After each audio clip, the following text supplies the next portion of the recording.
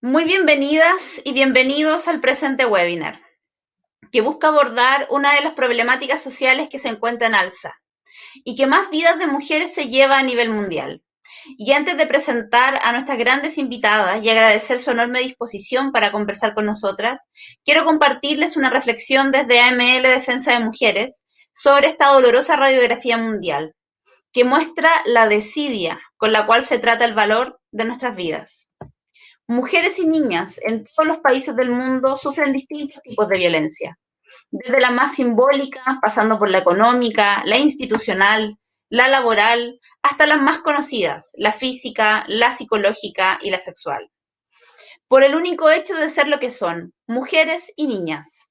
Se trata de una cuestión asociada al género, que tiene un impacto brutal en la salud y calidad de vida de millones de mujeres en el mundo. En países de ingresos altos, según la ONU, la violencia de género es la tercera causa de muerte en la adolescencia y una causa de muerte importante en todos los grupos de edad y países. Las violaciones o los femicidios son solo la punta del iceberg de esta dominación y violencia. Son la forma más extrema que responden a un continuo de violencias ejercidas de forma progresiva. En este sentido, es imposible entender la violencia sin las relaciones asimétricas producidas por el sistema machista hegemónico que las sociedades en las que vivimos predomina. Lamentablemente en Chile, antes de la pandemia, la realidad judicial nos mostraba que el 80% aproximado de las víctimas de violencia de género no denuncia, lo cual nos debería preocupar mucho como sociedad. Pero también debería llevar a preguntarnos, ¿por qué no denuncian?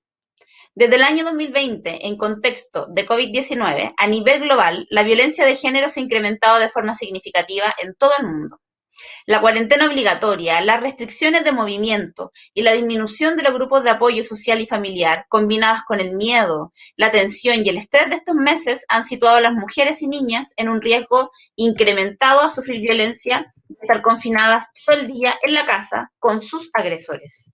Es más, lo que se ha registrado es que durante el confinamiento en muchos países, debido a la falta de políticas públicas transversales con perspectiva de género, han disminuido las denuncias de los casos de violencia doméstica, porque las mujeres precisamente están conviviendo con sus agresores 24 horas al día, 7 días a la semana, y la capacidad para salir de casa, para tener planes de escape o denunciar se ha visto reducida.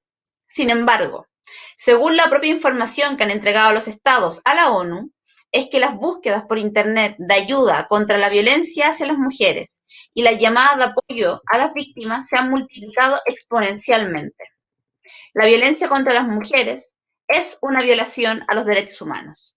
Y es responsabilidad de los estados actuar con debida diligencia para prevenir este tipo de violencia, investigar los actos, sancionar a los perpetradores y asegurar que se proporcione protección y reparación para las víctimas. Lo que está en juego en este tipo de violencia es la vida de las mujeres y las niñas, derecho humano central que le da sentido a todo el resto de los derechos humanos, como la libertad y la igualdad, por ejemplo. Los derechos de las mujeres requieren de un compromiso permanente de los estados, por lo cual es importante visibilizar las brechas que existen entre la aplicación de las obligaciones internacionales que nuestros países han adquirido en esta materia y la coherencia con los ordenamientos jurídicos internos. Lo anterior es de vital importancia, porque las leyes, como su aplicación e interpretación por el sistema de justicia, no son neutrales, al estar afectadas por elementos culturales y subjetivos propios de sociedades machistas que contribuyen a normalizar esta violencia, como las situaciones de desigualdad y discriminación contra las mujeres y las niñas. Mi nombre es Daniela López Leiva, socia fundadora del estudio jurídico AML Defensa de Mujeres. Y en alianza con Magenta Consultoras les doy el comienzo al presente webinar denominado Violencia contra las Mujeres, la otra pandemia. Y en este instante pasaré a presentar a nuestra tremenda invitada, con quien quiero partir es doña Claudia Caputi, magistrada de la Cámara Nacional de apelaciones en lo contencioso administrativo federal, profesora de posgrado de la Universidad de Buenos Aires. Sin duda lo que acabo de decir es absolutamente injusto con su tremendo currículum, trayectoria y trabajo en favor de los derechos de las mujeres, para que lo sepan y lo quiero resaltar. Y se van a dar cuenta al momento que empecemos a conversar con ella, y desde ya le agradezco mucho, magistrada, que quiera dialogar con nosotras y además dialogar en un diálogo trasantino con la magistratura nuestra, que también requiere de estas experiencias respecto a cómo poder abordar a nivel transversal un fenómeno que es mundial. Y también pasaremos después de escuchar a nuestra invitada desde Argentina, a la magistrada Susan Sepúlveda, del tercer Tribunal de Familia de Santiago. Ella es socia de la Asociación Nacional de Magistradas y Magistrados en Chile y socia de Magistradas Chilenas. También, conjunto con ella, me quedo muy corta respecto a su currículum y a su aporte a los derechos de las mujeres y a los derechos al acceso a la justicia de las mujeres, y le agradezco sobre todo su disposición con los tiempos en los cuales estamos pasando, de que también pueda tener este diálogo con AML Defensa Mujer y Magenta Consultora. De esta forma, quiero partir con nuestra primera invitada, que es doña Claudia Caputi. Claudia, muchas gracias por estar acá, y quiero que podamos partir conversando efectivamente lo que hablábamos. ¿Qué es lo que está pasando en Argentina? ¿Tienen cifras? ¿Cómo ha aumentado en sí la violencia? ¿Han aumentado o no las denuncias? ¿Cuáles son las políticas que el Estado podría implementar? Y en particular, ¿qué es lo que se ha podido hacer desde el sistema de justicia, digamos? Porque en estricto rigor se ha visto bien interpelado en términos de la violencia a propósito de este fenómeno en contexto de pandemia. Y sumando a esto, para no interrumpirte cuando tú puedas estar conversando con nosotras, poder contarnos la experiencia de la ley Micaela. En Chile no se conoce mucho y me encantaría que de parte tuya la puedas contar, porque creo que es una experiencia vital precisamente para que podamos ir erradicando lo que significan los sesgos y estereotipos de género que tanto dañan el acceso a la justicia de las mujeres. Así que te doy la bienvenida y te doy con esto la palabra, y muchas gracias por estar con nosotras. Bueno, Daniela querida, muchas gracias a vos. Celebro esta iniciativa, muestra todo el impulso, digamos, el ingenio en pos de una acción para mejorar las vidas de las personas y nuestras sociedades. Desde ya que buenas tardes a toda tu calificada audiencia, y les mando un cariño muy especial desde Buenos Aires, y mi saludo doblemente especial para todas las personas que, como vos, luchan por fortificar el Estado de Derecho y para que las personas puedan, en términos jurídicos, vivir una vida libre de violencias. También te quiero empezar, después de este saludo, recordándote que desde la última vez que conversamos ha habido en la Argentina 4 femicidios. Hoy es un día trágicamente especial porque hemos tenido 2 muertes de mujeres. Quisiera contarte que hace muy pocos días la Comisión Interamericana de Derechos Humanos presentó y publicó su reporte anual, donde está haciendo un relevamiento del estado de los derechos humanos en todo el hemisferio.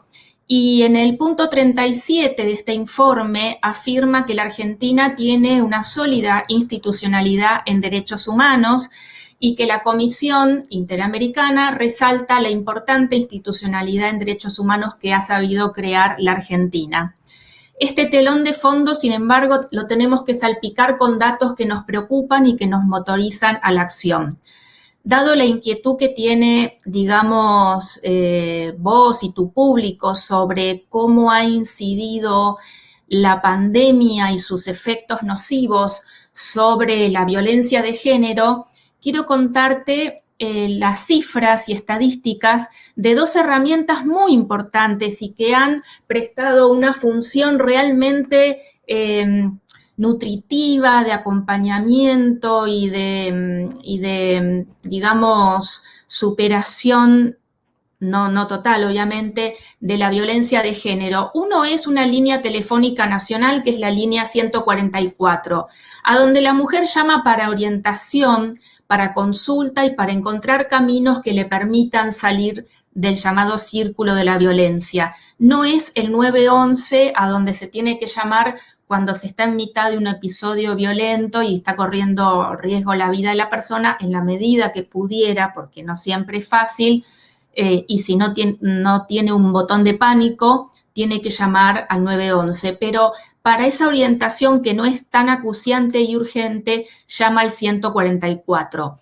El relevamiento estadístico de las autoridades que gestionan esta línea telefónica gratuita 144 revela que comparando el año 2009 con el año 2020, ha habido un incremento que yo te lo podría promediar en un 30%, porque subieron las llamadas a la línea. Quiere decir que, como bien señalaste vos, la mujer que está experimentando una situación de violencia acude a una instancia que, dentro de las dificultades, porque también hay mujeres que no tienen una línea telefónica disponible y por eso se habilitó una línea de WhatsApp en donde no hay que hablar y se puede escribir y decir que está sufriendo una situación realmente preocupante y adversa, pero bueno, se muestra que ya en marzo mismo del 2020, cuando se produce lo que se llamó el ASPO, aislamiento social preventivo y obligatorio, suben estas llamadas. Sin embargo, vos fíjate cómo también se refrenda el dato que decías vos, en donde la mujer, al haber una limitación a la deambulación y al salir fuera del hogar, donde hay que justificarlo, y al estar viviendo con el violento puede monitorear todos sus movimientos, donde antes era decir, bueno, voy a ver a la familia o voy al trabajo, y ahora eso no se puede justificar porque no hubo presencialidad y se priorizó el trabajo remoto. Vemos que la asistencia a lo que llamamos OVD, que es la Oficina de Violencia Doméstica, que la gestiona la Corte Suprema de Justicia de la Nación, tuvo una reducción muy grande. ¿Por qué? Porque en la época, a partir del 20 de marzo, cuando la pandemia muestra sus efectos y empieza la cuarentena, se va registrando un promedio de 12 casos por día de mujeres que acuden presencialmente a la oficina, donde tiene a una cuadra, a metros del Palacio de Tribunales, acá en Buenos Aires, estas dependencias de la OVD. Sin embargo, si vamos, retengan este dato, 12 casos por día, si vamos a los registros del año 2019, van a encontrar que el promedio diario era de atender a 32 mujeres por día. Esto me está marcando que todas, digamos, primero una disminución de un 66% en cantidad menos de mujeres que acceden presencialmente a esta oficina, que brinda atención presencial. ¿Por qué tiene que ser presencial? Porque la gran ventaja de esta oficina es ofrecer un equipo interdisciplinario de asistente social, psicólogos, abogados, que efectúan un informe de riesgo con el cual acá en Capital, bueno, y en la provincia de Buenos Aires no está unificado, no hay un fuero de violencia doméstica como sí hay en otras provincias, pero con ese informe de riesgo ya va con ese dictamen a la justicia y puede iniciar una causa judicial donde le otorgan medidas de protección. Entonces, una marcada reducción de la asistencia presencial a la OVD, y la contrapartida es un incremento, no tal vez en la misma proporción, pero un 30% más de llamadas vía telefónica. Esto nos está mostrando que la mujer no está pudiendo salir del hogar, que hay condicionantes a nivel general, y eso, digamos, de algún modo hay que atenderlo, pero es muy, no es tan fácil. ¿Por qué? Porque las administraciones públicas y los estados, históricamente, y esto lo van a ver en cualquier libro de derecho administrativo, el administrado trataba de llegar a la mesa de entradas de la administración. La administración jamás históricamente ingresó al hogar de las personas, con lo cual no es fácil pedirle que ingresen al hogar de las personas porque no ha sido históricamente una expectativa que se le pudiera pedir al Estado, aún, ¿no? lo entiendo perfectamente. Después otra cosa que te quería contar es que en Tren de las Falencias yo les propongo, a ver, que pensemos en paralelo, estimada Susan, estimada Daniela, los siguientes 3 modelos que creo que son universales. Se aplica para la Argentina, pero valdría para cada país. Estos modelos son 3 secuencias históricas. Hay una secuencia histórica de 35, 40 años hacia atrás, que es la época previa a que nuestros países ratifiquen la Convención de Belén do Pará, que protege contra la violencia doméstica, y la Convención CEDAW, que protege contra la discriminación contra la mujer. Previo a eso, identifiquemos qué rasgos tenía la sociedad.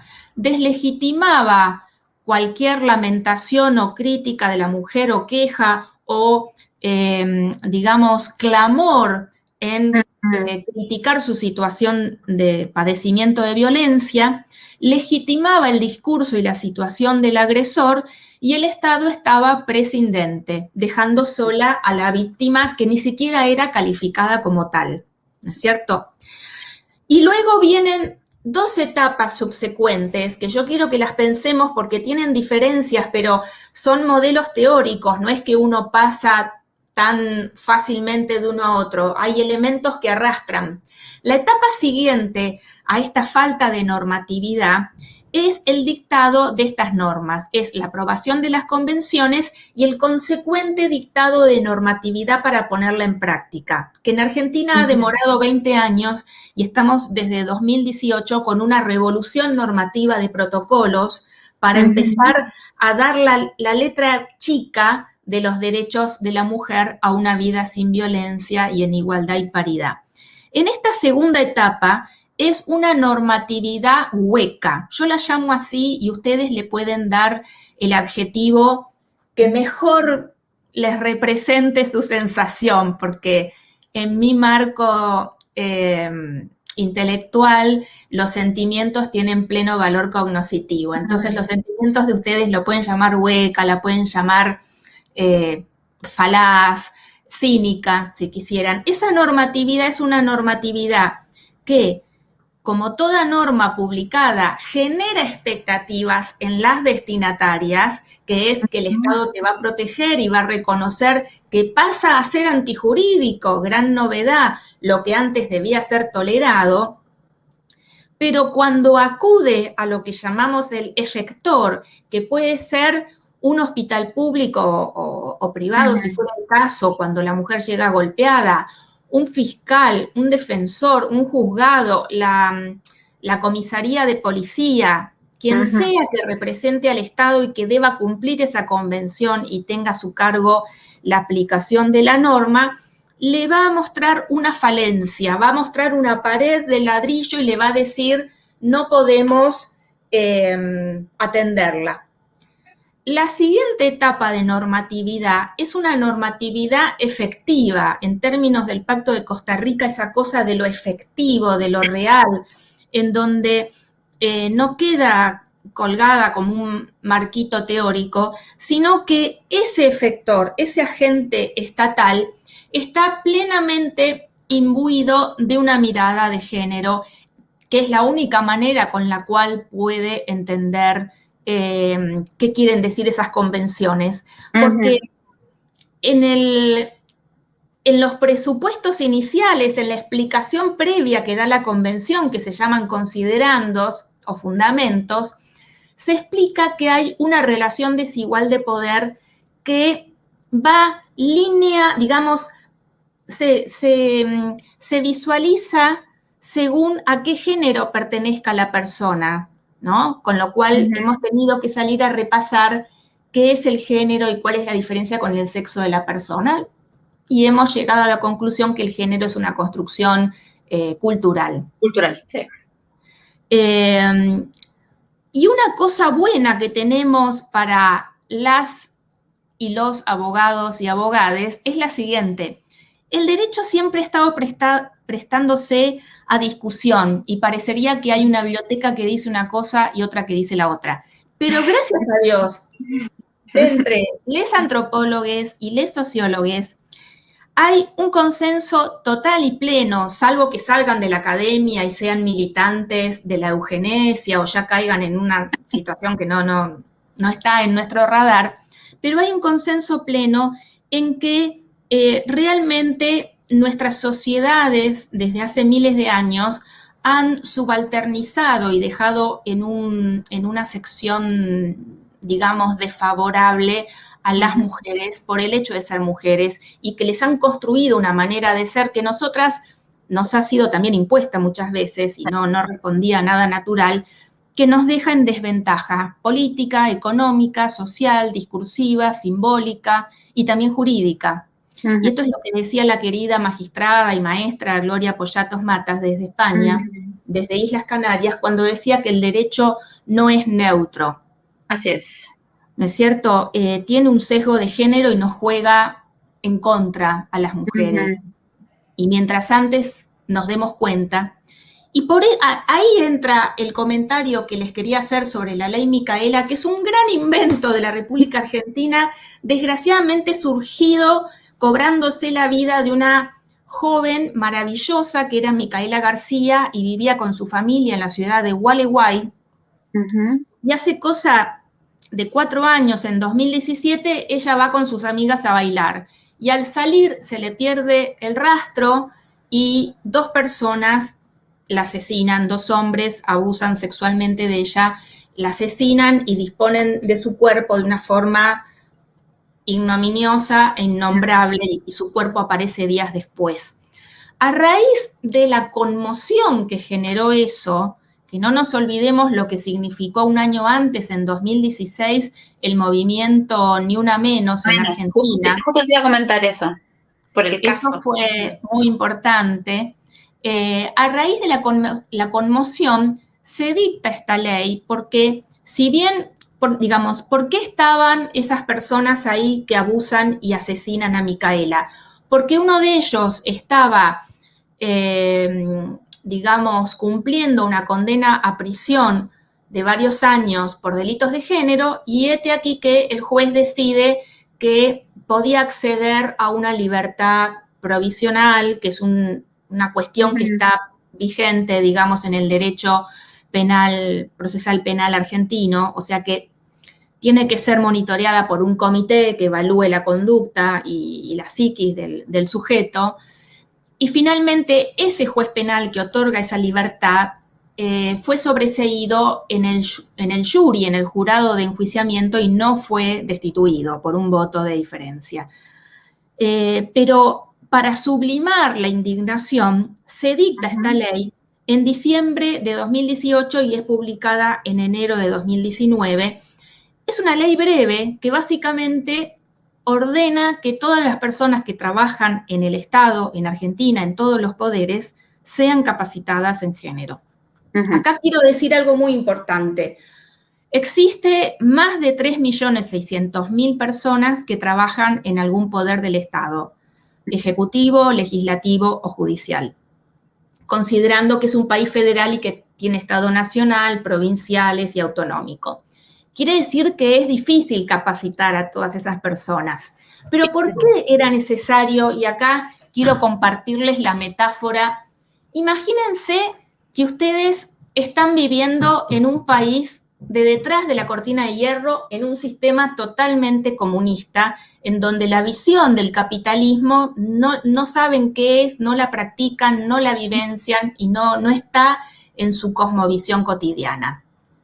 Y que hay un corrimiento de fronteras después de una guerra y dicen, bueno, esta sección geográfica pasa a quedar en un país de economía capitalista, que es algo que realmente ha pasado y donde, de hecho, yo he estado de vacaciones. No voy a decir dónde para no generar un conflicto diplomático de la Argentina. Estas personas, si son jueces y tienen que aplicar la ley de defensa del consumidor, imaginemos, no tiene conciencia de qué significa, porque nunca ha sabido ni ha sabido entender la lógica del capitalismo, porque ha venido de un sistema diametralmente opuesto. Así, entonces, antagónico, completamente. Claro. Pero la normatividad de su país dio un giro de 180 grados y como autoridad se ve obligado a cumplir esa norma, aun cuando fuera renuente y no crea, entre comillas, en las bondades de esa norma. Y esto es lo que está pasando, y esta ley Micaela puso blanco sobre negro que estamos en una puja y en una evolución en donde en algún primer momento seguíamos siendo minoría los que queríamos ver el mundo y el derecho con mirada de género, que es la única manera de entender qué es lo que dice Belén do Pará y la Convención CEDAW, ¿no? Y las personas que estaban comprometidas con el paradigma anterior y a su vez obteniendo beneficios económicos, de prestigio, humanos, culturales, por estar atadas al paradigma anterior. Esa ecuación estaría invirtiéndose y nos estaríamos desplazando hacia una realidad obviamente mejor, en donde haya más personas que, digamos, comulguen o estén de acuerdo con esta cosmovisión que ve a la mujer como un ser humano paritario. ¿Cuál es la otra dificultad que se vio? Sigue habiendo personas que no quieren ir a los talleres, pero bueno, la ley prevé sanciones. Claro. Las sanciones no han sido aplicadas aún a quienes no, porque están previstas, disciplinarias, no penales, a quienes no quieran ser capacitados. Y otra cosa importante que podemos extraer es hacer como un test de Rorschach al Estado y a la administración. ¿Por qué? Porque históricamente, cuando el Estado no hacía algo o lo hacía de manera deficiente o mal hecho, se interpretaba que era por falta de presupuesto. Había una visión muy presupuestaria en las deficiencias. Es un argumento que se ocupa mucho, en Chile se ocupa mucho para frenarlo. Exacto. Y ahora nos hemos dado cuenta, primero, que no todos los derechos reconocidos en las normas a las mujeres requieren una erogación patrimonial, presupuestaria. Eso es muy importante. Por ejemplo, que una mujer llegue a una guardia de un hospital a término para tener el bebé y que no se le cometa en su contra violencia obstétrica no necesariamente gasta dinero del presupuesto, si es un hospital público. Hay mucho de actitudinal y de realmente creer en la cosmovisión de esos derechos que no requiere mayor presupuesto. Y lo que termina pasando es que la moraleja es que nos enteramos tarde que no se cumplía porque no había conciencia, lo cual es mucho más grave, porque yo he escrito en un artículo de doctrina algo que es duro, pero que lo sigo manteniendo porque no me lo han podido refutar, aunque estoy abierta a opiniones diferentes, diciendo que habría un mensaje de amnistía o condonación o perdón, de decir, bueno, a partir de ahora se portan bien porque recibieron la capacitación de la ley Micaela, pero todas las atrocidades que hicieron antes las tengo que perdonar porque no tenían conciencia, porque no habían sido capacitados y no tenían idea de desentrañar la agresión endocéntrica. La agresión, los sesgos, ¿no? Ya. Es muy grave. Es como que yo le diga a una persona que viene de una economía comunista, bueno, has violado que no es lo mismo, no está en el mismo rango, pero para hacer la metáfora, mis derechos como consumidora, y la persona dice, es que a mí no me entraba en la cabeza que yo tenía que cumplir con el resguardo de esos derechos porque viví en una sociedad donde estaba naturalizada su violación. Y les quiero cerrar con una anécdota para dar lugar después al intercambio y no robarle minutos a la colega Susan. Yo ahora mando la semana que viene a la editorial Reuse un bis de un artículo en donde compilaba los casos en que el Estado argentino, que son 19, ha pagado indemnizaciones por femicidios donde un agente estatal, policía, servicio penitenciario, tuvo participación directa en la comisión de ese femicidio. Entonces el Estado, como no puede ir preso como persona jurídica que es, por lo menos responde desde lo patrimonial, ¿no? Desde lo patrimonial, sí. Entiendo. Que es un avance porque no nos olvidemos que la Convención de Belén do Pará prevé que la secuencia de deberes del Estado es prevenir, investigar, sancionar, reparar y luego erradicar como verbo paraguas, ¿no? Como noción general. Entonces, reparar es un eje que siempre está olvidado, pero que es muy importante. Y cuando hacía yo el primer artículo en esos 19 casos, ahora compilo 9 más en los últimos 2 años, en esos 19 tuve que alterar la redacción de los fallos, inclusive en fallos que hacían lugar al pago de la reparación a la víctima, pero que cuando describían el femicidio cometían un error estratégico, pobrecitos, tal vez no se daban cuenta los colegas. Yo quiero ser comprensiva porque digamos, no tenían conciencia. Y entonces, básicamente, la descripción del hecho era, bueno, él era policía, abrió la puerta de su casa, llegaba cansado de trabajar y su esposa quería charlar y quería que mientras cenaban él le cuente cómo fue su día. Como él se sintió nervioso, se vio presionado, no tuvo otro remedio que pegarle un disparo en la frente y ella murió en el acto. Pero estaba redactado de una manera espantosa porque parecía implícitamente reivindicar y dar lugar a la narrativa del agresor.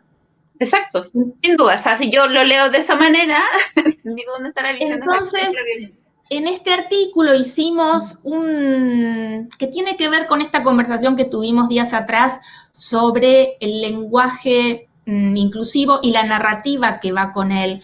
Hicimos un cambio en la narrativa donde decíamos, bueno, esta persona no dominaba sus impulsos, el Estado argentino le dio un arma de fuego sin monitorear y hacerle análisis psiquiátricos permanentes, lo cual es grave, y tuvimos que reescribir en clave de género y para no ser revictimizante con la afectada, la víctima, esos mismos hechos. Quiere decir que nosotros, como sociedades y también como personas que operamos en el derecho, tenemos el enorme deber de reescribir todo lo que decimos, porque tenemos una inercia de androcentrismo que nos va a costar mucho culturalmente sacarnos de encima. Una vez que demos esa batalla y la ganemos, va a estar mucho más encarrilado el cumplimiento de la ley. Y ahí nos tienen que ayudar todas las personas involucradas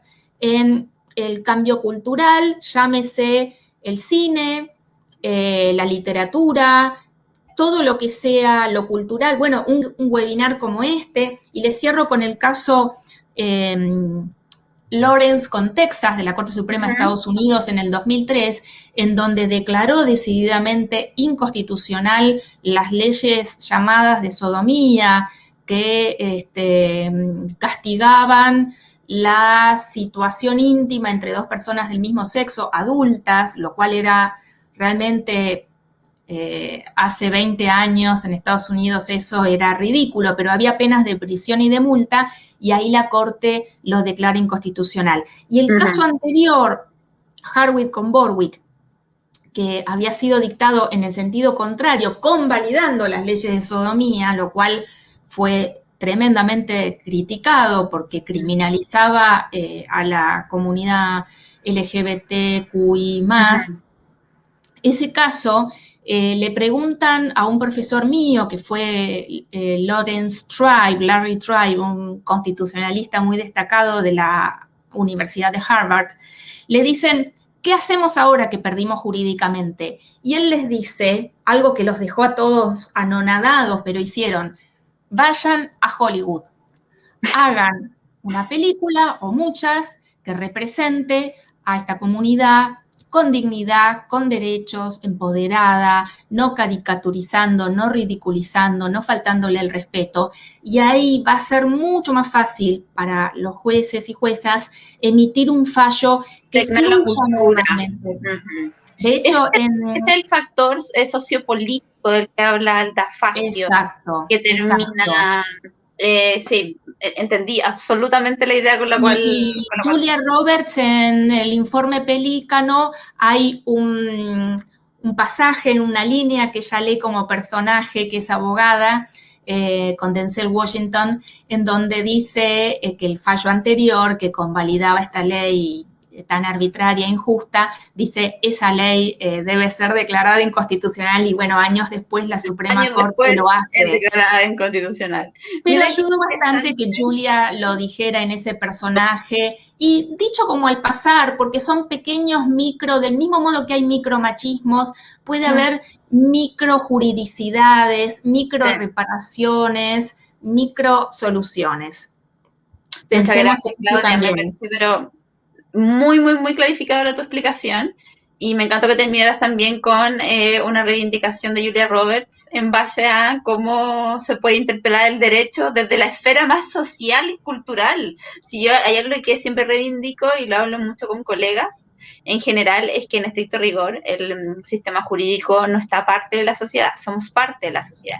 Entonces, tampoco podemos encerrarnos en una burbuja y creer que solo podemos discutir entre nosotros. Cuando discutimos entre nosotros dejamos de ver la sociedad en sí, dejamos de ver las desigualdades, nuestros propios sesgos y dejamos de en sí cuestionarlas. Por tanto, empezamos a operar con la experiencia propia, con el prejuicio propio y con las creencias propias. Y ahí es cuando se vuelve todo un desastre. Entonces la sociedad tiene derecho democráticamente a interpelar a los poderes del Estado.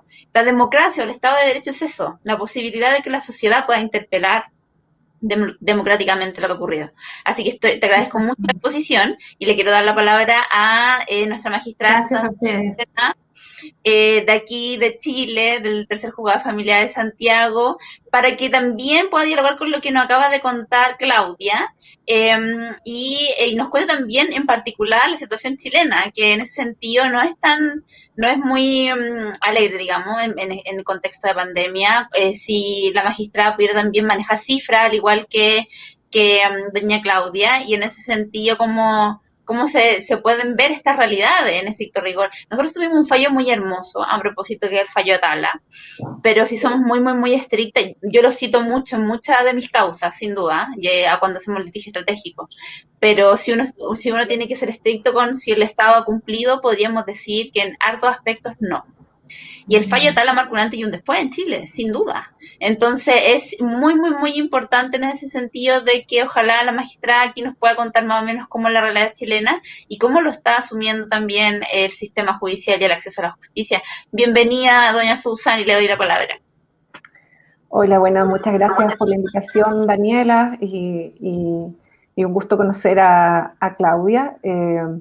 Obviamente, frente a tamaña exposición, a veces me siento un poco aquí como por dónde partir, cómo partir el análisis, y claro, me quedo con las últimas reflexiones que hace Claudia en torno a la ley Micaela y en cuanto a las obligaciones que tenemos los agentes del Estado, y hablo en plural en el sentido de que yo soy parte de aquello a propósito de ser parte del Poder Judicial, en cuanto a las obligaciones que tenemos en representación del Estado de cumplir con los tratados internacionales, en este caso que Chile ha ratificado, y específicamente aquellos que buscan no solamente la igualdad de género, sino que también prevenir y erradicar la violencia. Yéndonos principalmente a lo que nos aboca hoy día, que es también analizar la violencia de género dentro de este contexto de pandemia, tuve la oportunidad de revisar las cifras que han sido entregadas por el Ministerio de la Mujer dentro de las encuestas que anualmente se realizan en relación a la existencia de violencia. Y si analizamos las cifras, aparece que estas cifras aumentaron. La prevalencia de violencia aparecen con unas cifras entre el año 2019 y el año 2020 aumentada de un 38,2% a un 41,4%.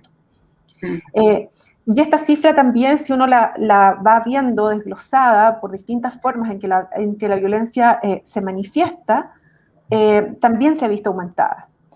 Pero sí me gustaría que pudiésemos analizar dentro de estas mismas cifras que aporta el Ministerio de la Mujer, es las razones que aportan las mujeres para no denunciar. Y esto precisamente para luego analizarlo de nuestra obligación, el principio de debida diligencia que tienen los estados, pero además a la luz de los estudios que ya existen dentro del Poder Judicial y que ha instado la Secretaría de Género para poder entender precisamente cuáles son las fallas del sistema para el abordaje de la violencia contra la mujer y en general sobre temas de igualdad de género. Los motivos principales que aportan las mujeres para no denunciar, por ejemplo, en el caso de la violencia psicológica, indica porque no fue algo serio y no lo consideré necesario en un 20%. Aquí vemos el concepto de naturalización muchas veces de hechos de violencia que impiden, por ejemplo, que las mujeres denuncien, y ahí vamos nuevamente al concepto de lo que convocaba hace un rato Claudia dentro de la ley Micaela, la necesidad de estudio, que si bien la ley Micaela hace referencia a la necesidad de estudio de los agentes del Estado, también un poco revela la necesidad de estudios o de que se instale la educación de género y una educación no sexista, por ejemplo.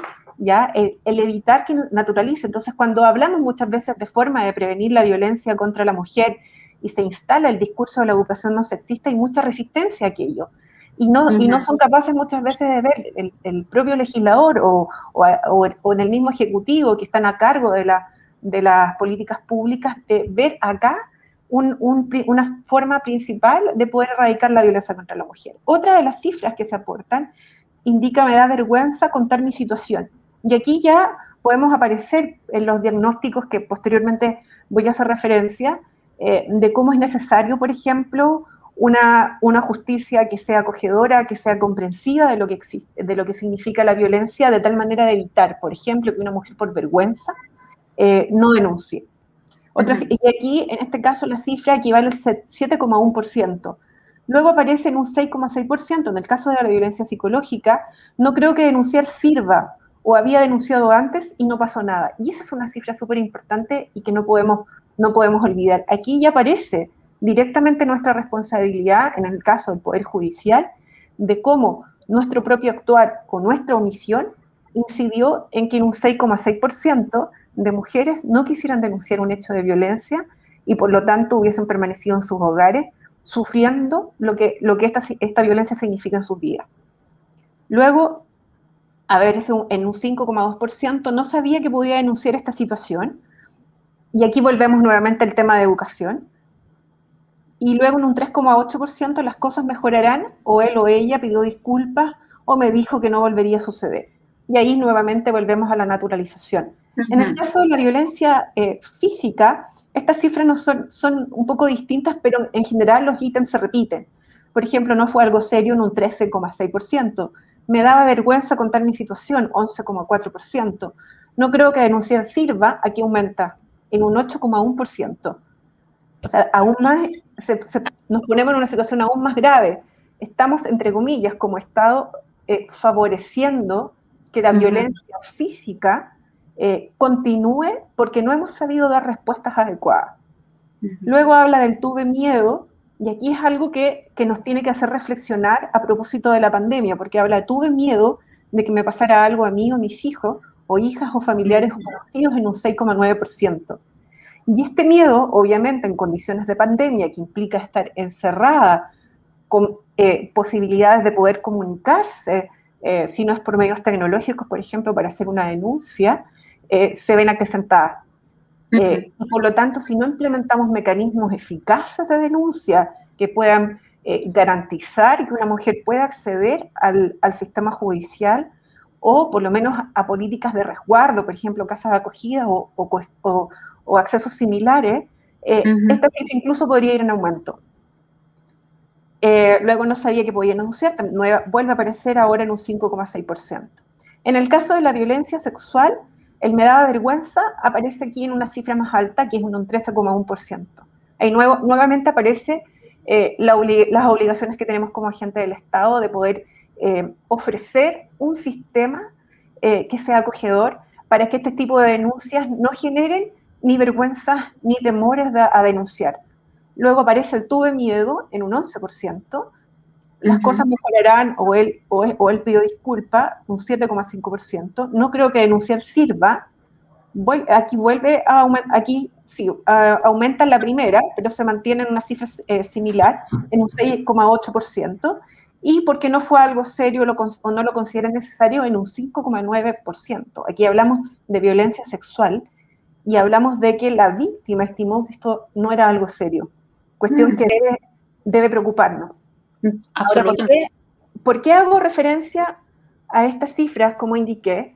Porque precisamente aquí, como había señalado los agentes del Estado, debemos preocuparnos de cumplir la normativa interna, pero también la normativa internacional que nos obliga frente a las obligaciones que ya hemos suscrito. Aquí, principalmente, como indicaba Claudia, Belém do Pará y la Convención CEDAW, que no son otras formas de decirnos precisamente que el Estado adquiere responsabilidades reforzadas en torno a garantizar los derechos humanos, principalmente de las mujeres en el contexto de violencia de género.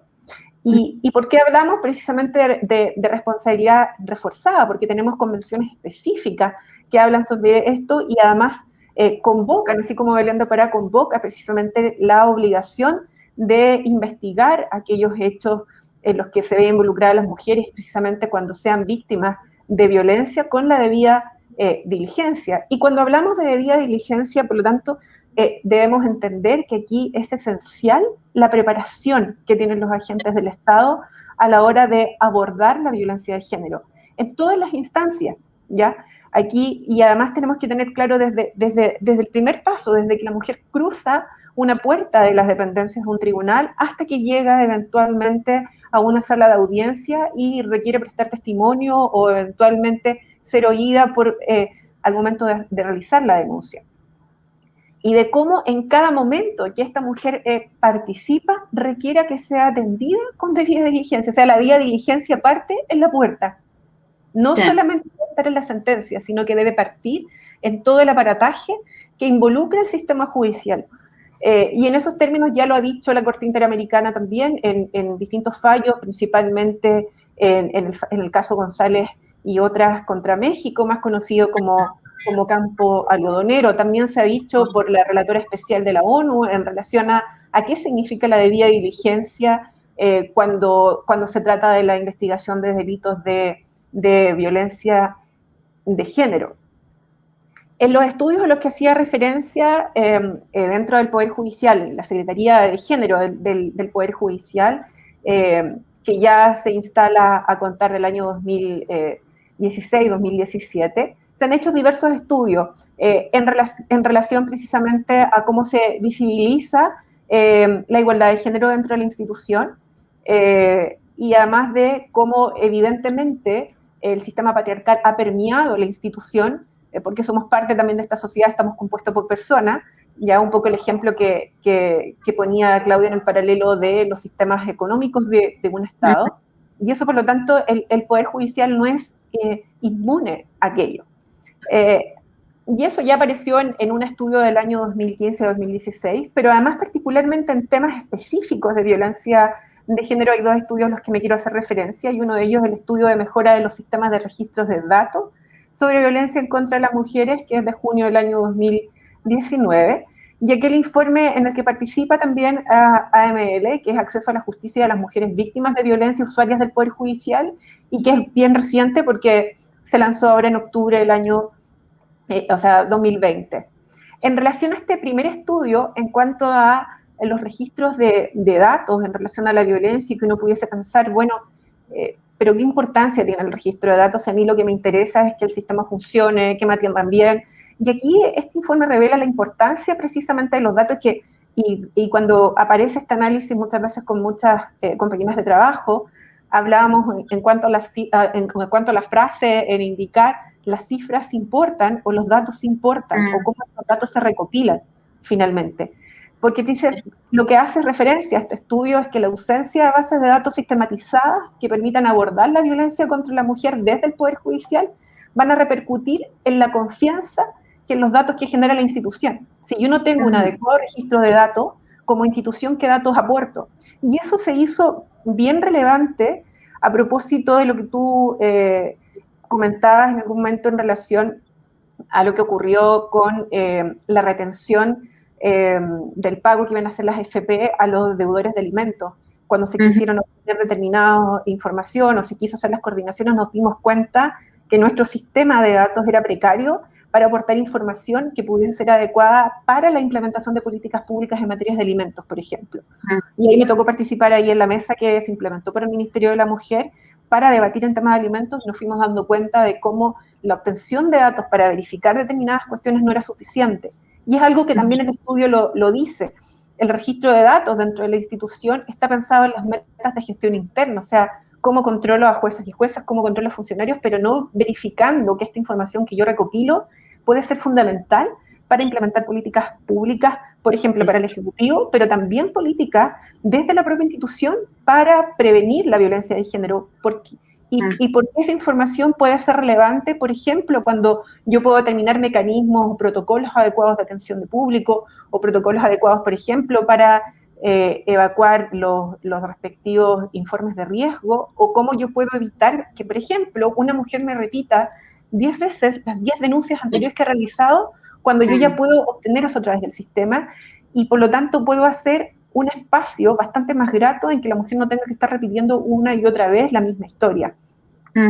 Además, hace referencia también a este estudio que la ausencia de información sociodemográfica básica de caracterización, así como la solicitud de incluirla desde el registro civil para conocer perfiles de usuario. En este sentido, también es importante la información sociodemográfica a propósito de dónde yo debo aportar como Estado mayores recursos, por ejemplo, para la atención de víctimas. Hay mayores víctimas con menos acceso, por ejemplo, a patrocinio de representación particular, porque tienen menos recursos, por lo tanto, eventualmente, esas son comunas a las que yo debo tener más recursos a la atención a través del Estado, por centros de la mujer o corporación de asistencia judicial, que son los mecanismos de atención gratuita, por ejemplo. Por lo tanto, este estudio revela deficiencias que tiene el sistema judicial para poder facilitar el acceso a la justicia y, por lo tanto, cumplir con la obligación de debida diligencia. Aquí también tenemos que encuadrarla dentro de aquella obligación que tiene el Estado. Y también, por ejemplo, también hace referencia a este estudio en cuanto al análisis de las medidas cautelares, cómo se implementaron, cuánto se cumplieron, cuál fue la revisión, por ejemplo, de las medidas cautelares, que es esencial. ¿Hubo apremios o no hubo apremios? Por ejemplo, el seguimiento de las medidas cautelares se transforma esencial, y esto a raíz de diversos sucesos que hemos visto y lamentables femicidios en cuanto a qué tan conscientes como institución estamos del cumplimiento de las medidas cautelares por los agentes policiales. Y traigo aquí a colación un caso que es reciente, que ocurrió aquí en San Bernardo, en la región metropolitana, y que de lo que daba cuenta, a lo menos la prensa, era que hubo una denuncia, no pasó por el Poder Judicial, hubo una denuncia que solamente llegó al Ministerio Público, que hubo determinadas medidas que se ordenó al personal policial que no se cumplieron, y que generó como consecuencia el femicidio de dos niñas, hijas de una pareja que además aparentemente está en una situación de violencia permanente, y que luego se han ido develando datos a través de la prensa de la diferencia de edad, y que la mujer madre de estos hijos fue madre a los 12 años. Y así a los 12 años. Así una serie de hechos como este es el que eventualmente, si yo tengo un debido registro, puedo obtener información que me permite generar mejoras en la atención, y también, como digo, en el acceso a la justicia. No debemos mirar los datos como datos exclusivamente matemáticos que no son útiles. Son útiles precisamente para operación aritmética, sino para poder tomar decisiones. Exactamente. Y ahí también este estudio revela las barreras relacionadas con la cultura institucional, que esta es una barrera que se repite en todos los estudios que han aparecido, de cómo la estructura del Poder Judicial jerárquico dentro del Estado de Chile muchas veces favorece a que este tipo de conductas discriminatorias o prejuiciosas permanezcan, mantengan vigentes. Y también en relación a esto misma, también aparece en el acceso a la justicia, en el estudio que hizo ML, que es acceso a la justicia a las mujeres víctimas de violencia. Hace referencia precisamente a las distintas barreras que existen y que pueden venir tanto de la institución como también de los agentes externos, esto es, de quienes participan precisamente de todo el proceso de erradicación de la violencia contra la mujer, o que buscan prevenirlos, como centros de las mujeres o distintas oficinas como la Corporación de Asistencia Judicial. Aparece como barreras institucionales, esto es, barreras internas del Poder Judicial, recursos limitados. En general dice que la existencia de recursos limitados exacerba ya el estatus bajo que se le otorga, por ejemplo, a la judicatura de familia, con escasez muchas veces de personal, con dependencias precarias, en cuanto a infraestructura incluso habla. La presencia de estereotipos, que esto es permanente en todos los estudios que se han hecho dentro del Poder Judicial, el cómo los estereotipos asociados como a los roles de la mujer o los estereotipos que existen respecto de las mujeres en relación a las denuncias repetitivas, cómo se malinterpretan a como ya vino de nuevo, ya le restan credibilidad muchas veces al relato de las mujeres a propósito de las múltiples denuncias y no se saben interpretar de manera adecuada con perspectiva de género aquello. La victimización secundaria en los juzgados es permanente, lo que hablábamos recién, el cómo es importante que la preparación sea desde la puerta hasta que la mujer llega a la sala de audiencia, porque la victimización secundaria ya parte ahí, parte de cómo la recibe el guardia o el personal que está aquí atento en la puerta, como cómo la atiende la persona que está en atención de público, o la consejera o el consejero técnico que realiza la primera entrevista. O ahora que estamos en pandemia, si es que la atendieron por Zoom, por ejemplo, el cómo se puede empatizar ante una mujer con temor. Se conecta por Zoom y justo viene eventualmente el agresor, y cómo yo logro manejar, por ejemplo, una situación de esa naturaleza para no victimizarla. También aparecen otro análisis que es la inexistencia en tratamiento uniforme de las denuncias. Algo que también es permanente en los distintos estudios es la heterogeneidad que se da el tratamiento de la violencia o la tramitación de causas por violencia en contra de la mujer. Esto es, tengo un criterio A en Arica, tengo un criterio B en Iquique, un criterio C en Santiago y un criterio D probablemente en el sur, ¿ya? Y que por lo tanto una mujer no tiene la certeza de cómo va a ser atendida, de cómo se va a evaluar su situación, porque tampoco existen pautas de riesgo que sean estándar. Y eso es grave. Eso es grave en relación al incumplimiento de la vía de diligencia. Como tú planteas, en el caso chileno, ya fuimos condenados en su oportunidad y directamente hubo una obligación que radicaba en el Poder Judicial, específicamente en este caso la Corporación Administrativa, que es el agente que está a cargo de la administración de los recursos del Poder Judicial, de determinar mecanismos de capacitación permanente, así lo dice el fallo, en este caso de Atala contra Chile, permanente de educación y capacitación dirigidos a funcionarios públicos a nivel regional, nacional y particularmente a funcionarios judiciales de todas las áreas y escalafones de la rama judicial. Y esta es una parte del fallo Atala que no ha sido cumplido. El fallo Atala se dictó en el año 2012. Al año 2013, inicio del año 2013, aún no se había implementado ningún mecanismo de capacitación, y fue a instancias de la Asociación Nacional de Magistradas y Magistrados a la que pertenezco, que comenzó a nivel nacional a implementarse seminarios que pudiesen difundir el contenido del fallo y pudiesen permitir también diversas capacitaciones. Pero como viene de una instancia gremial, que no es la institucional propiamente tal, obviamente eran voluntarias. Y por lo tanto se repetían las mismas caras. Siempre el que tiene la necesidad de capacitarse en estas áreas es precisamente quien tiene la conciencia crítica de que esto es un tema que hay que mejorar. Y por lo tanto, cuando no es obligatorio a través de una ley, como por ejemplo lo que planteaba Claudia, que es la ley Micaela, tenemos a los mismos y a las mismas de siempre capacitándose en algo que es de su interés. Por lo tanto, para quien no ve en esto una falla, para quien no hace un análisis crítico de la falta de capacitación, no le interesa simplemente. No le interesa y no lo va a aplicar. Entonces, y acá tenemos esa dificultad de manera permanente dentro de la institución.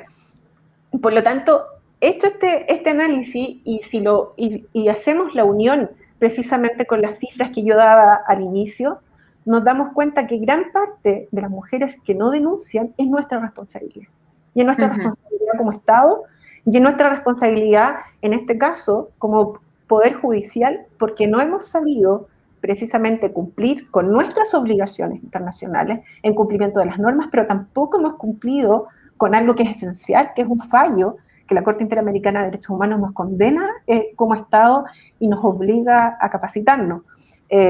Y ahí probablemente lo que vamos a ir viendo en la medida que sigamos dialogando es casos concretos como esto se reflejado en algunas. También tuvimos una reunión con Daniela antes de este seminario y fuimos conociendo como distintas prácticas. En el caso mío, que yo estaba en distintas regiones, en distintos juzgados de familia, y cómo cada tribunal muchas veces tiene formas distintas de tramitar y en las que además eso interfiere en la forma en cómo se garantiza el acceso a la justicia a las mujeres. Así que concluyo con eso, dejando abierto el diálogo precisamente en la búsqueda de mejoras o de experiencias que puedan contribuir precisamente a la mejora del sistema judicial.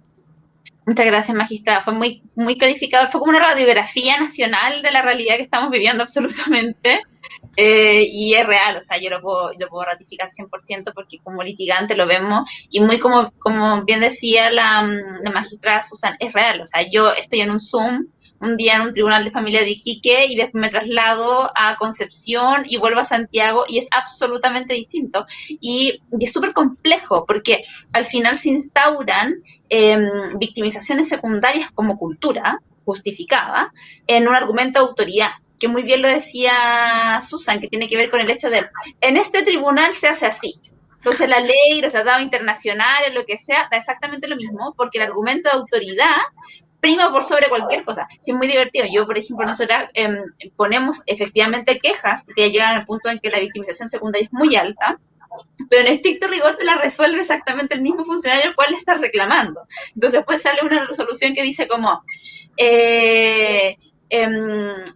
no sé, por ejemplo, hace poco nos ocurrió en un caso con una consejería técnica. Entonces la consejería técnica va y dice, no, yo a mi consideración, magistrada, no hay nada de victimización secundaria, yo creo que esto no ha ocurrido, creo que la abogada no justifica, por tanto se sugiere no al lugar. Es como, en estricto rigor, ¿quién puede medir eso si simplemente priman opiniones personales? Entonces es súper complicado. Bueno, ya llegamos a la hora de este webinar, lo agradezco mucho y solo quiero cerrar con un par de como ideas que me gustaría que pudieran transmitir cada una de las dos, porque yo las sigo mucho, a ML las sigue mucho como referente importante en la materia y por lo tanto, por ejemplo, Susan como magistrada ha encabezado una campaña súper importante porque ella también es mujer, digamos. Y como parte de las mujeres, también las funcionarias, trabajadoras del Poder Judicial viven el acoso sexual. Y están encabezando una campaña nacional súper, súper importante, a la cual me gustaría en un breve minuto se pudiera referir para poder ir terminando este webinar, y en particular con Claudia y también sincerándome en la permanente capacitación que deberíamos tener todos. Yo no soy agente del Estado, pero sin duda si lo fuera, me encantaría estar en esa permanente capacitación y no que solo fuera mi interés. Yo estoy haciendo efectivamente un diplomado en la Universidad de Buenos Aires, que recomiendo mucho, una tremenda universidad. Y una de las cosas que más me voló la cabeza, como se dice aquí en Chile, que es cuando una idea penetra así de una manera muy interesante, es la teorización muy exacta y de alto nivel intelectual que ustedes tienen respecto a tomarse muy en serio el principio de igualdad. No solamente como una garantía constitucional, intraordenamiento jurídico, sino supranacional, que lo reconoce los derechos humanos y el Tratado de Derechos. Y una diferenciación que yo la encontré maravillosa, que era entre ese concepto de igualdad y no discriminación, desde una visión endocéntrica que te pide necesariamente estar en igualdad de circunstancias, y si ya partimos de la base que ustedes lo explicaron muy bien, con datos, de que las mujeres tienen una desigualdad estructural, entonces ahí ya no entramos. Y ahí parece que nos va a ir mal con esa interpretación. Entonces llega otra que lo aportó muy bien en ese momento el profesor que el cual estaba escuchando, que él hablaba del principio de igualdad, de la no subordinación y dependencia. Entonces, que al fin y al cabo se tiene que reconocer que hay grupos en la sociedad que han estado históricamente subordinados, que han estado históricamente desplazados. Por ejemplo, Claudia daba hace muy poco la diversidad sexual.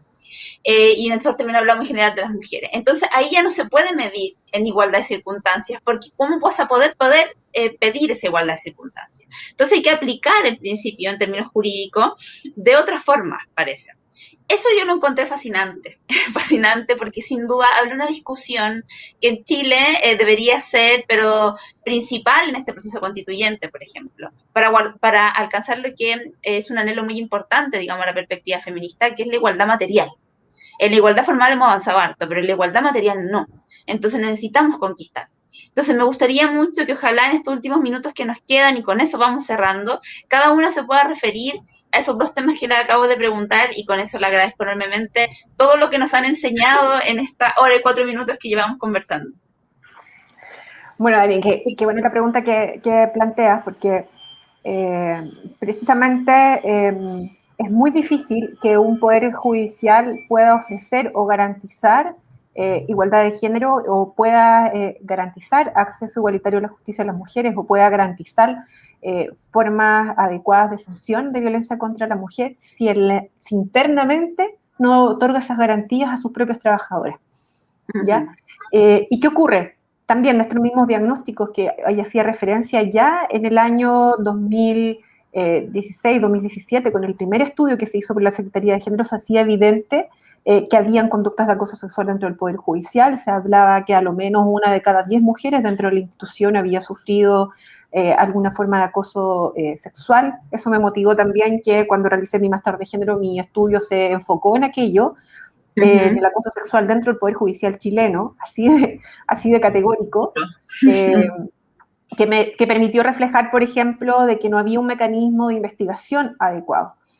Luego de eso se hicieron una serie de campañas al interior, tanto de la Asociación de Magistradas y Magistrados a la que pertenezco en relación al acoso sexual, pero también dentro de la Secretaría, y se impulsó a través de la Secretaría que existiera un protocolo de investigación específico, ¿ya? Que tuviese, por lo tanto, normas adecuadas precisamente para poder investigar y luego sancionar. No obstante aquello, y que sí lo visualizamos con un avance, aún estamos bastante en deuda con las víctimas dentro de la institución, víctimas de acoso sexual, porque si bien existen mecanismos de investigación, faltan mecanismos todavía de acogimiento de las víctimas, de asesoría adecuada de las víctimas quedan solas enfrentando a su agresor, que además suelen ser agresores cuya categoría precisamente tienen altos grados o altos cargos, que por lo tanto los posicionan en una situación de poder y de contacto que inevitablemente dejan en una situación de desmejora a las víctimas. Esto obviamente inhibe la posibilidad de denunciar, o además genera un nivel de estrés mayor cuando las víctimas denuncian, porque obviamente siempre van a ver el riesgo en su permanencia laboral, o incluso de cambiar lugar de trabajo, o incluso eventualmente ascender dentro de su espacio laboral. Y eso, como tú indicabas, ha generado campañas dentro de la asociación precisamente para el empoderamiento de las víctimas, para que tenemos conciencia de lo que es el acoso sexual y el rechazo absoluto a quienes tengan el carácter de acosadores. Recientemente salió un fallo contra un juez en el que quedó acreditada la existencia del acoso sexual grave. No obstante que para mí toda forma de acoso es grave, pero además este tipo de acoso que él cometía era aún más grave por el hecho de que no era solo una víctima, eran varias víctimas, por un periodo de tiempo prolongado, y muchas de esas formas de acoso además implicaban, según las denuncias y los hechos que se tuvieron por acreditado, tocaciones en contra de una de las víctimas, y respecto de él la única sanción que se aplicó fue suspensión, y no se determinó el abrir un cuaderno de remoción, que sí ha ocurrido en otros casos. En el año 2019 hubo una remoción a un juez también por conductas de acoso respecto de un número de funcionarios determinados del lugar donde trabajaba. Se abrió cuaderno de remoción y sí fue sancionado y quedó expulsado del Poder Judicial. En este último caso eso no ocurrió. No se comprende la diferencia de criterio, y además se establecen mecanismos de sanción no acordes a la gravedad de los hechos. Finalmente, creo que sanciones de esa naturaleza lo único que nos dejan es con la sensación de inseguridad, incluso no solamente para quienes trabajamos dentro de la institución, sino para quienes quieran el día de mañana pedirle al Poder Judicial una sentencia acorde para determinados hechos de violencia, cuando internamente no nos hacemos cargo de la violencia que vivimos al interior de la institución. Seguimos en varias campañas más, ya vendrán probablemente algunas sorpresas que no puedo revelar con anticipación, pero que ya queremos avanzar más allá de solamente empoderar a la víctima, sino que también empezar a asumir responsabilidades de quienes formamos parte de la institución, el dejar de ser cómplices pasivos de hechos tan graves como la violencia. Muchas gracias, querida magistrada, y en ese sentido, bueno, con todo el apoyo nuestro respecto a la difusión de sus campañas, yo me quedo muy con con lo que era, yo creo, la síntesis de la explicación, que es que si no cuidamos a las propias trabajadoras, menos vamos a estar erradicando la cultura a las que son usuarias y tienen el amparo, que son las mujeres de la sociedad, en contra de la violencia. Así que hay un tremendo trabajo y un tremendo desafío en el Poder Judicial por tener que, al fin y al cabo, tener que romper con la cultura de la impunidad respecto a la violencia hacia la mujer. Así que muchas gracias por su exposición. Magistrada Caputi, cuénteme. Sí, les quisiera, la verdad que me voy a quedar una semana reflexionando sobre todos los datos y todas las ideas tan positivas. Me imagino la audiencia cómo estará ahora maquinando alguna manera ingeniosa de que se apliquen las normas. Primero quiero referirme a esta cuestión de la disparidad de criterios entre que en un juzgado es una cosa y otra. Ese es un fenómeno muy común del corrimiento de la fase 2 que les dije hacia la fase 3. ¿Por qué? Porque en la fase 2, como no hay un compromiso general, amplio y sistémico, estructural del Estado, las únicas y los únicos y les úniques magistrados que están haciendo la diferencia y que se animan a cumplir en lo que dice realmente los textos convencionales, sea Costa Rica, Belén do Pará o CEDAW, son personas aisladas que es la heroína o el héroe que dice me harté del statu quo y lo voy a cumplir en lo que realmente dice, porque son textos muy, muy buenos y si vemos el derecho secundario de las recomendaciones generales y particulares del Comité CEDAW tienen una cantera de ideas para aplicar. Entonces, esa persona que se manda como solitaria empieza a ver qué hacen sus superiores, qué hace la Cámara de Apelaciones, qué hace la Corte Suprema de su zona, qué hacen los colegios de magistrados, porque indefectiblemente, y eso es una cosa previsible, el patriarcado va a generar anticuerpos como una vacuna y la va a atacar a esa jueza. Entonces, el asociacionismo judicial de género y de derechos humanos es un fenómeno que viene a contener y a dar una especie de aval o contención o ayuda a esa jueza que en soledad se cansa de denegar sistemáticamente justicia y dice, realmente creo en mis principios que la aplicación plena de las convenciones llevaría a una solución un poco más novedosa. Así que hasta que no haya un compromiso sincero y estructural y genérico del Estado, no va a haber esa cosa y no se va a invertir la ecuación. Cuando se invierta la ocasión y seamos mayoría las que aplicamos las convenciones, va a haber un emparejamiento y se van a sentir muy solos y abandonados y soltados la mano los que viven aferrados a aplicar criterios totalmente caducos, vetustos, y que caducaron porque solo llevaban a destruir simbólica y físicamente a las personas. Y las personas tienen un mecanismo como de autodefensa. Otra cosa que quiero decir es que las barreras y los fenómenos de discriminación en la justicia, si bien los describimos, no están comprendidas verdaderamente en profundidad sus causas y cómo operan los mecanismos. Y les dejo solamente un tip para pensar. Solamente por datos, cuando se hace en la Argentina en el nivel federal, hay que someterse a un concurso de antecedentes y oposición para ser fiscala, por ejemplo, al igual que jueza.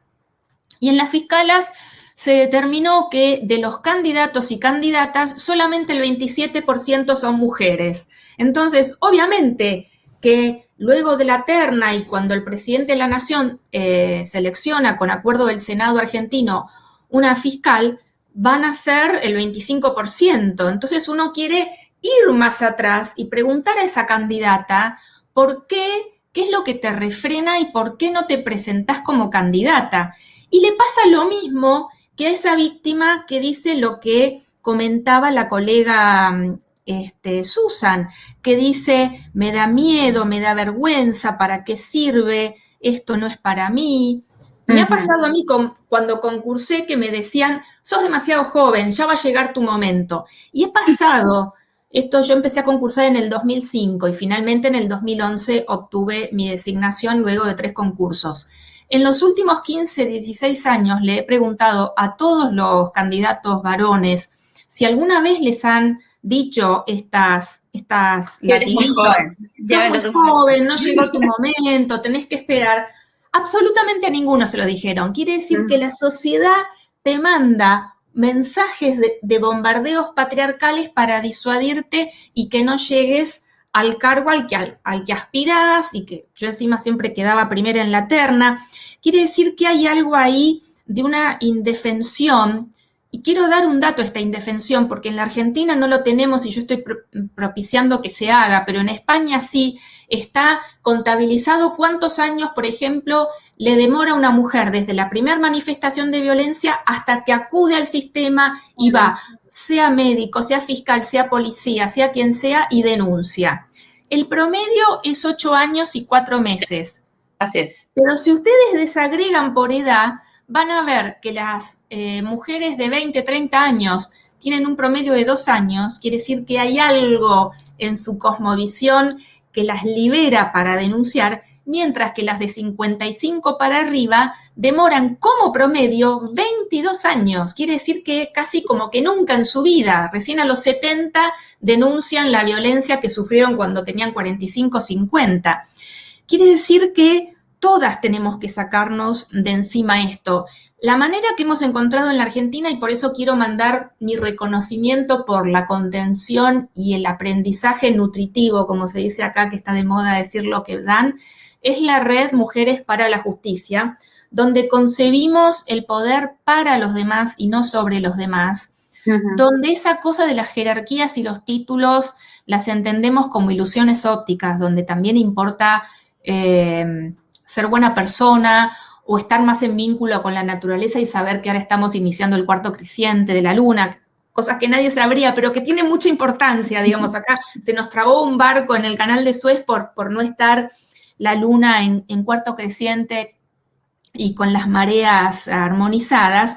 Así que realmente lo que hemos vivenciado en esa red es una gran contención que nos da una fuerza sinérgica que suple falencias de las provincias y el Estado, y nos vamos acercando más hacia lo que queremos, que es que el Estado como gran estructura sea nuestro amigo y no nuestro enemigo, y sea parte de la solución y no del problema. Y les cierro con un homenaje a María Celeste Rosso, que es jueza de familia en una localidad de Santa Fe que se llama Venado Tuerto, porque hemos estado hablando entre nosotras que en las grandes urbes no hay problemas de femicidios en donde hubo intervención judicial y esa intervención fue deficiente. Para mi gusto siempre es deficiente, siempre sentimos que es corta y nos falta algo, y necesitamos una enorme dosis de humildad para reconocerlo y decirle a la víctima, yo no te puedo resolver en su totalidad el problema, y que también la víctima sepa que no debe depositar expectativas extremas en nosotros, porque es una problemática compleja con un eje psicológico, económico, político, social, que excede lo jurídico. Y María Celeste hizo un acta porque detectamos, charlando puertas adentro de la red, que había muchos femicidios en las localidades entre 40.000 y 90.000 habitantes, que eran justo las ciudades chicas en donde la justicia no estaba articulada con una ONG que le dé contención y que sí, porque digamos, estas casas de acogida tienen una lista de espera de 3 meses, entonces muchas veces llega la mujer desesperada y no se le puede dar un lugar para pasar la noche, hace falta la ayuda de la sociedad civil. Entonces María Celeste llamó a la policía, a la fiscalía, a la comisaría de la mujer, al hospital, a todos los actores involucrados en la problemática, los hizo firmar un acta de compromiso en una gran mesa y dijo, este es el celular de cada uno, a cualquier hora de la mañana, de la madrugada o de la noche, llamémonos y articulémonos, porque cualquier disfunción o defecto de funcionamiento nuestro le repercute en la víctima, en su integridad psicofísica y en su vida. Y ya bastantes, digamos, cortas son nuestras soluciones o intervenciones, como para encima no poner un poco de esfuerzo en articular mejor, ¿no es cierto?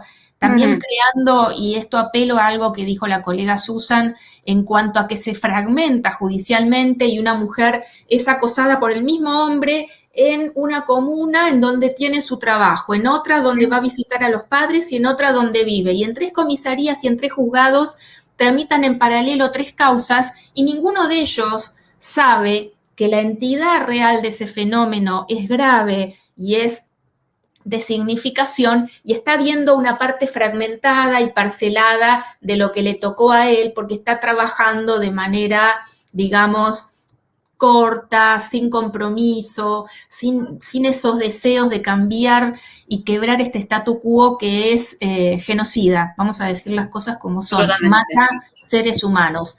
Así que digamos, desde ese lugar, desde las redes de juezas, podemos hacer mucho y el Estado luego se va a subir a nuestro éxito y están siendo institucionalmente, digamos, tomados por las instituciones experiencias exitosas.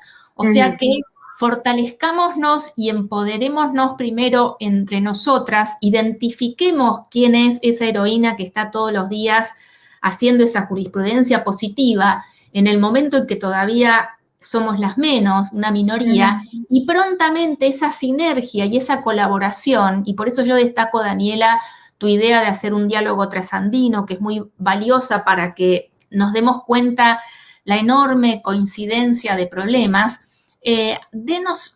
digamos, ayudémonos entre nosotras y luego en algún momento en que sin darnos cuenta, eso va a ser una política de Estado. Sí. Sí, de hecho sí. De hecho yo refundo esa idea y con eso quiero ir como terminando y agradeciéndoles mucho, magistrada Caput y magistrada Susan, por esto cuando estábamos cerrando este webinar y nosotras somos unas defensoras de esto. De hecho, si en algo nos sentimos muy afortunadas, como estudio jurídico estamos principalmente, nuestro trabajo está en Chile, digamos. Sin duda si hay que llegar en algún momento a la Corte Interamericana lo haremos felizmente, pero en este momento estamos en Chile y creemos mucho en las redes. Así conocimos a la magistrada Gloria Poyato, así conocimos a la magistrada Adela en México, así la conocimos a usted, y así tenemos también, y vamos reconociendo a cada una de las magistradas que, como usted bien decía, son las heroínas que en diferentes lugares de nuestro país están intentando frenar esta violencia institucional de género. Si es real, lo que volvemos a lo que dijo la magistrada Poyato, es que en estricto rigor lo dijo doña Catherine McKinnon y doña Alda Facio. El derecho y la justicia no son neutrales. Tienen género y ese género no es femenino. Y es el momento en que lo digamos muy fuerte, que lo hagamos muy público y que empecemos a romper con esta cultura de la impunidad respecto a la violencia a las mujeres. Se lo agradezco mucho y con esto vamos terminando el webinar. Que estén muy bien, magistrada Susan Sepúlveda, que estén muy bien, magistrada Claudia Capute, y se lo agradece a ML Defensa de Mujeres y Magenta Consultoras. Gracias, Daniela. Bueno, un cariño muy grande, muchas gracias. Una el alegría. feminismo sea la vacuna contra el machismo. Eso, la vacuna contra el machismo.